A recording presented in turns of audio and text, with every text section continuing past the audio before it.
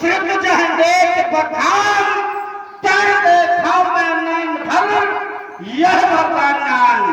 तो उस समय भगवान शंकर ने सुन सुन दीनो धनुष मत कहीं बात समझाए और तू जो इसको देख कर हे भगवान आए इसकी पूजा अर्चना करना। उस समय आने पर इसी के द्वारा तुम्हें परमात्मा का दर्शन होगा। तत्पश्चात भगवान शंकर के द्वारा प्रेरणा दी गई और जब प्रेरणा दी गई तो एक शिष्य के द्वारा प्रण किया गया और जब प्रण किया गया तो उस प्रण की पूर्ति भी अवश्य होगी। वाह दानव को भूषण जो भी कहा गया यथार्थता के धरातल पर बिल्कुल नींद में चल रहे हो। वास्तव में ये विश्व की धरोहर पूजन के लिए दी गई भगवान शिव के द्वारा प्रण करवाया गया और इसे माध्यम बना करके जानकी का पाणिग्रह संस्कार होना है। ये सत्य है परंतु हमारा विरोध क्या है? वो विरोध इन राजाओं ने इतनी शक्ति कहा आज से धन का दर्शन कराने एक नहीं सब मिल करके अपना छोड़ आत्मा डाले फिर भी इन राजाओं के द्वारा नहीं धनुष कर्षण होगा और अगर धनुष कर्षण होगा तो शिव भक्त के द्वारा ऐसा संघर्षण होगा। इन राजाओं के द्वारा नहीं धनुष कर्षण होगा। बिल्कुल सत्य है।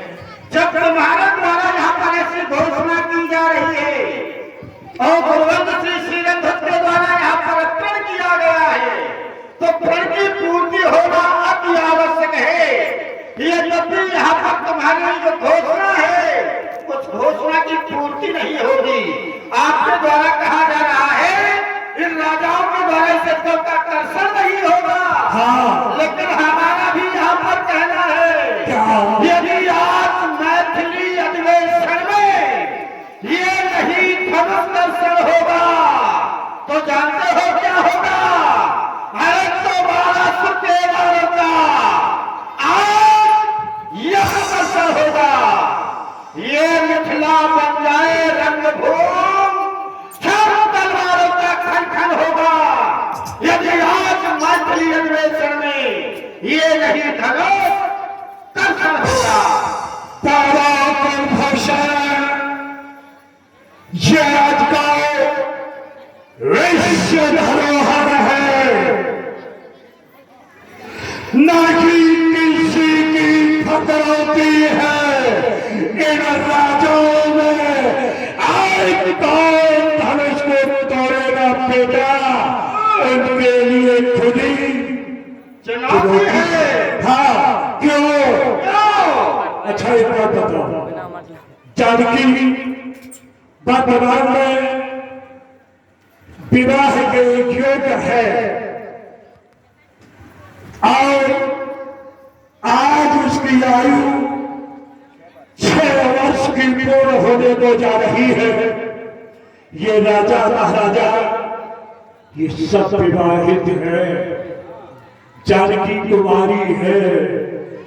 अब विचार करो अगर कोई कुमार दर्शन करता तो मेरा कोई विरोध नहीं। इन राजाओं का मैं खुला विरोध करता हूँ। इसलिए आज विज्ञानों का जब चमकीली तलवार तो पृथ्वी और आकाश बीच नजर आएगी। देखेगा तेज धार तो पद कुमार तो तेरे आंखों की रोशनी चली जाएगी। इसलिए बेटा बेटा अच्छा भागो भाग जाए भागो हम भाग जाए नहीं तो चलते समय तुमको रास्ता न नजर आएगी। और इसी क्रम में हमारे द्वारा यहाँ पर की जा रही है, यहाँ चुनौती भी दी जा रही है और घोषणा भी की जा रही है। साथ में ये भी कहा जा रहा है जब तक मैं यहाँ पर उपस्थित रहूंगा तब तक इस गांव का आकर्षण नहीं होगा। तुम्हें चाहता हूँ कि आप गुरुवंत श्री श्रीरंधर इष्ट मित्र है और हम भी इष्ट मित्र हैं। तो प्रथम हमारा आपसे निवेदन है, हम और आप मिलकर के गुरुवंत श्री श्रीरंधर का सहयोग करें ताकि गुरुवंत श्री श्रीरंधर के द्वारा जो प्रण किया गया है और प्रण की पूर्ति हो और पुनः तुम्हारे द्वारा घोषणा की जा रही है। जब तुम्हारे द्वारा घोषणा की जा रही है तो हमारी भी चुनौती है। सुनो, गुरुवंत का सहयोग वर्तमान में बारात चढ़क निश्चित रूप से किसी न किसी नीति का प्रयोग कर रहे हैं। क्यों? इन दो कुमारों को जो उच्च आशा दे दिया, सुखचंदे मंच सुंदर विशद विशाल मन सवेद दाबंद दो बैठा रे महिपाल, और इन्हें देख करके वो कहते हैं, इन्हें दिलों का त्यागी अनुरागा मनवश ब्रह्म सफाई मन त्यागा, उन्हें श्रेष्ठ आशीष भी दे दिया। अब कहते हैं कि राजाओं को परीक्षा में सम्मिलित किया जाए। क्यों? आखिर कौन सी नीति? कारण भूत भविष्य की जानने वाले केवल इस संसार में ज्ञानी तो ही राजा है, वो भी वर्तमान में इस मिथिला में उपस्थित है। एक कंचन नगरी सम्राट वेदाध्यायी श्री रावण जी और दूसरे गुरुवंत श्री श्रीरंधर। जब दोनों ज्ञानी राजा इस मिथिला में उपस्थित है और आपके द्वारा जो कहा जा रहा है वो यथार्थ सत्य है, और जब तक आप मिथिला में रहेंगे तब तक इस गांव का दर्शन नहीं होगा। इसलिए मैं चाहता हूँ क्या? और आप यहाँ से प्रस्थान करें, हम और आप यहाँ से प्रस्थान करें ताकि गुरुवंत श्री श्रीरंधर का कार्य पूर्ण हो। अन्यथा तुम्हारे द्वारा जो चुनौती दी जा रही थी उस चुनौती को मैं स्वीकार करता हूँ, क्योंकि आज सामना 1200 से और किसी से नहीं, आज सामना 1200 से और हो संभालो दस्कंधर और नहीं बलसुत मारेगा पटक पटक।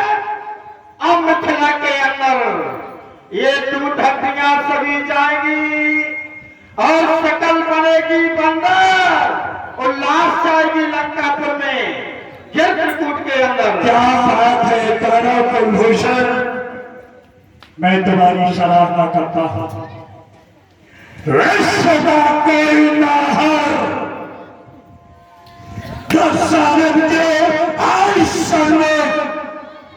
बात न करने की हिमाकत तो क्या, युद्ध करने की हिमाकत तो क्या वार्ता भी नहीं कर सकता, क्योंकि दशहरा जब तक चाहेगा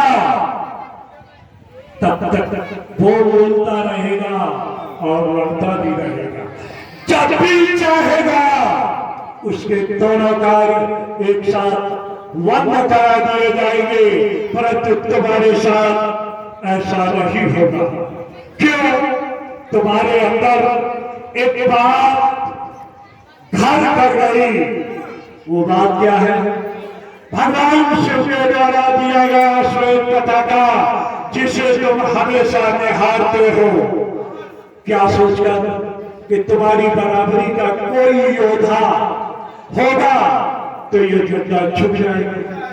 बस यही देखते रहो, क्योंकि